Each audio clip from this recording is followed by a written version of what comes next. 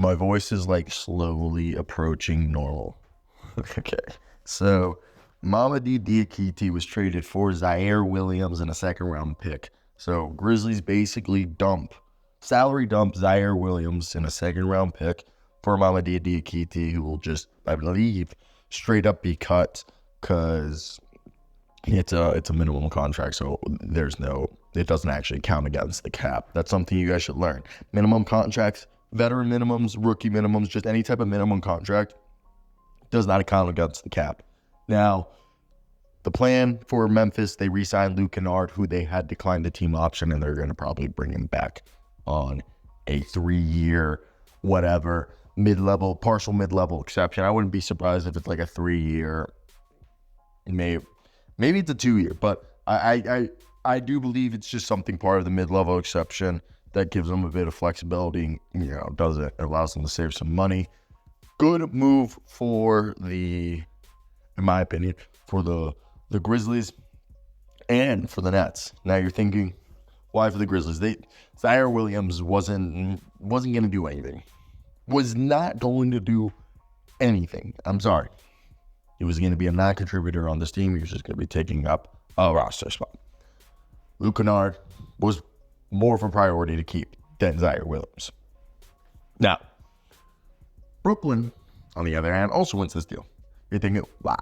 Well, Brooklyn, over here, gets themselves a second-round pick, and they get themselves a guy who was the 10th overall pick in the draft, not last year, but a few years ago. So, by having that be what is going to happen, you have to think that, okay, if you're a team that is like Brooklyn, that you're trying to figure it out, getting a guy like Ziaire who can be a reclamation project, you got nothing to lose.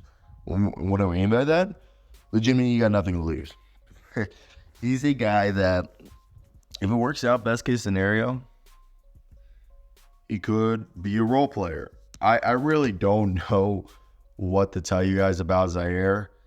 It has been a minute in terms of, I want to say, I would like to say that it's not like he's a guy who's really moving the needle. Ziaire is a guy that he was fun coming out of college because he didn't really know what he was going to be.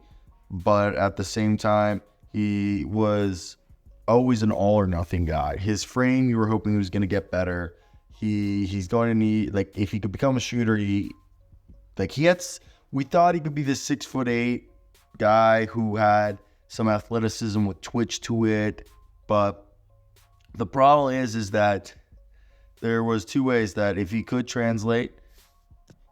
Look, if he just is a guy who's continuing to shoot off the catch, and there's looking like he needs to find the way to be a positive. And he was a lot of swing skills with him. It was a lot of swing skills. His on-ball defense was okay, but it was a lot of swing skills. So for me, I always thought it was a bit questionable. And I'm purely off, like, looking at him. He didn't even play in the G last year, he's only played 7 games in the G. He's a guy that, the Nets are going to give him runs. Honestly, if he could look like the guy who was rookie year, which basically this past season in a similar fashion, he did look like that. 45%, 31% from the field was his rookie season, 8 points, 2 rebounds, 1 assist. If you can just do that, maybe then you start to have like a bit of hope. But it's not much. So, hey, they have the chance to take it. And last year, what was his best month before we wrap up this video? Just to see, because his post All-Star break, he was a 10-point per game scorer. Jesus. But his best month was 13 points a night in 5 games in February. Terrible, 28% from 3, but 45% from the field. Maybe.